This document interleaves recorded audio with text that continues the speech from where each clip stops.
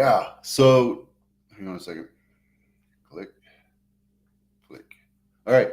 Gen Z and millennial homeowner rates flatlined in 2024 as housing costs soared. This has been expected. We've been talking about it, but here's a nice little article about it.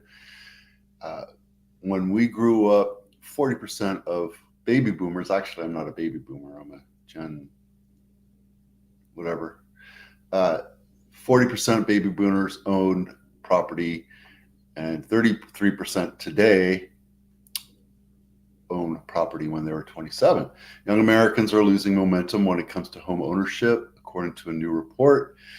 Here's what I wanted to do. Bullet points. Housing supply is tight partly because older Americans are hanging onto their homes rather than selling. This means younger people have fewer homes to choose from, especially desirable homes in popular neighborhoods.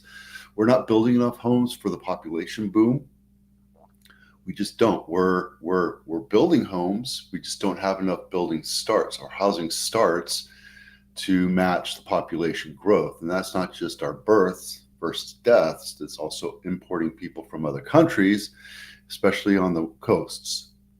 Just how it is. So you're seeing prices go up because there's still demand and there's a lot less supply because people are staying in their houses longer.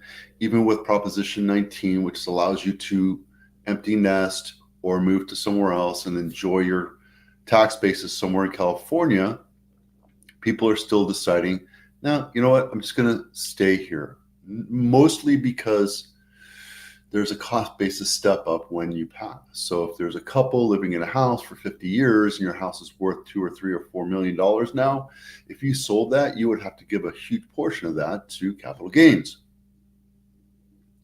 So the smart thing to do is wait for somebody to pass. I know it's morbid, but it's a choice. It's a financial choice for the legacy of your children. It just makes sense.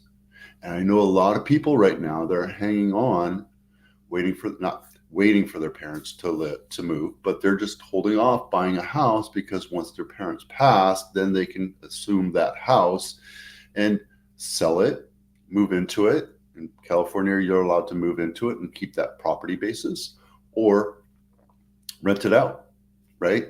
So we're in a conundrum. We're in a catch-22 because the houses have gotten so expensive that if you sold it today, you would have a huge capital gains tax on it.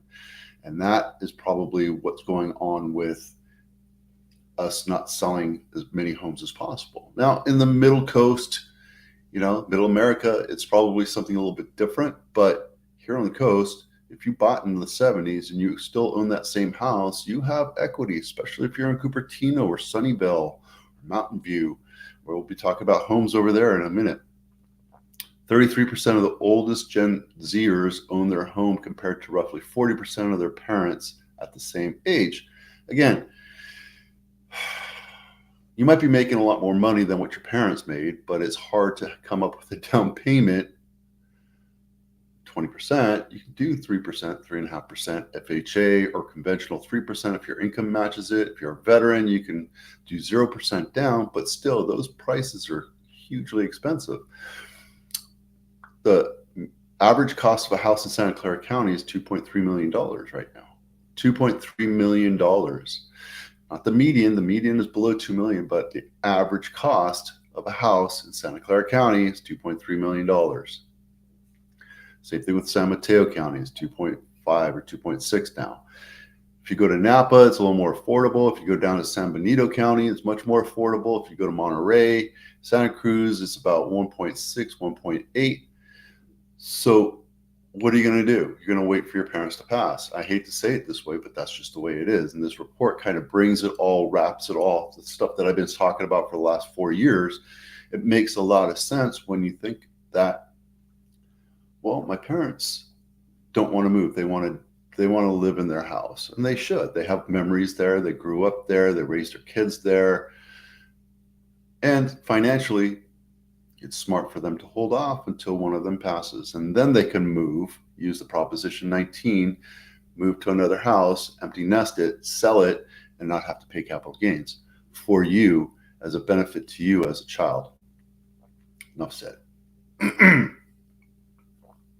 This portion of this episode is brought to you by the Home Inspection Checklist. If you have not done so yet, download this checklist. We have very limited supply of these PDFs. Gotta say it that way. Put some urgency into it. But look, if you're thinking about selling your house, download this checklist and get your house ready to sell. Even if you're not, it's a good thing to do. If you think maybe 2 or 3 years, because it takes time to get your handyman and painter and plumber and landscaper and everybody out to fix those things, or you get around to do it. Download it now and then start having that conversation about what you need to fix. And this no way, shape, or form should ever supersede or take the place of a professional home inspection. You should always get a home inspection done on your house to disclose to the buyer what is not right with the house, because no house is ever perfect. Mountain View Home of the Week, Fairmont Ave, not my listing, 2-bedroom, 1 bath, almost 1,000 square feet, $1.7 million. Crazy, but it is. It's the way it is because it's really close to Castro Street. You can walk down to it, and there's not really much to it. Yeah, they painted it. I don't know if that's original. That's not original flooring. And I don't like that tile. It looks like it's broken. But updated kitchen. You have a laundry room, very snug. I would have turned it 90 degrees, but don't look at me. Allergies are kicking my butt right now. Yeah, that's a great picture. Okay, get professional photos. Meadowlark, Cupertino, Apple House of the Week. And this is Meadowlark Lane, not my listing. It's in Sunnyvale, $2.7 million. 4-bedroom, 3-bath, 2,023 square feet, built in 1958. And it's right by the Space Center, the Space Saucer, the Apple Space, whatever, headquarters. Nicely done. Beautiful house. Not a big fan of this new brass, but you know, it is what it is. It'll pass. Skylights everywhere. Love it because that makes it bright and airy, and it's big enough for a 4-bedroom. Wow, that's an awesome picture of a corner.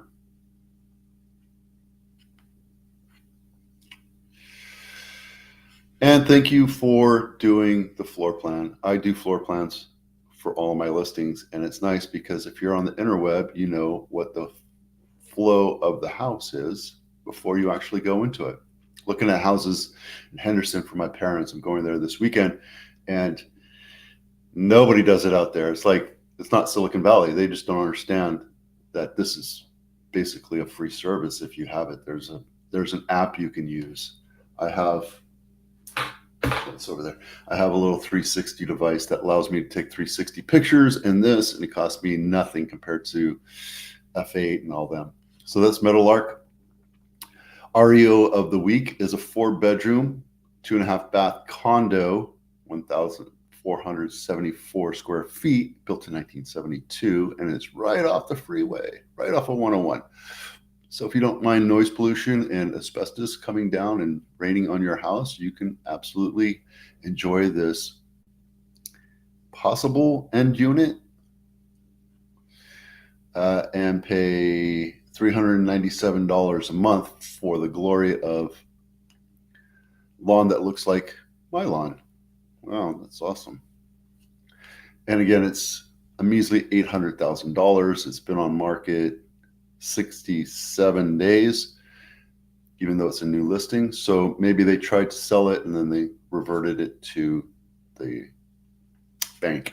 Here you go. 90 days on market, 40 days on market. 40 days on market, we have 96. It's going up a bit. And then 90 days on market, 41. Bank-owned Bay Area, 73, up just a tad bit. And REO California is 214. Our sales are mediocre at best, but that's only because supply. If there was more supply, meaning San Jose, we would have about 1,000. In Santa Clara County, we would have 2,000 about, right? 1,800 to 2,200 is about. Right now, we're about half of where we need to be as far as supply is concerned, and we're in the middle of the selling season. So, yeah, sales are paltry, but it's only because lack of supply. The demand is there. Rates have gone down a bit, and we're enjoying it. So here are your charts talking about the same thing, right? This was a spike. I think that was a bad number. And then San Jose homes for sale, pending and closed chart. We're seeing supply go up just a tad bit, but nowhere where we need it to be. We need to be at about 1,000 for San Jose. And you see that consumption is pretty much level. This is when rates went up to 7.5, 7.25, and now rates are down below 7%. They're at 6%. They're hovering near close to low sixes. And so we're seeing demand, consumption go up a little bit. So there you go. All right, that's it for now. Thanks for watching. I'm Vito with Abitano. We'll see you out there.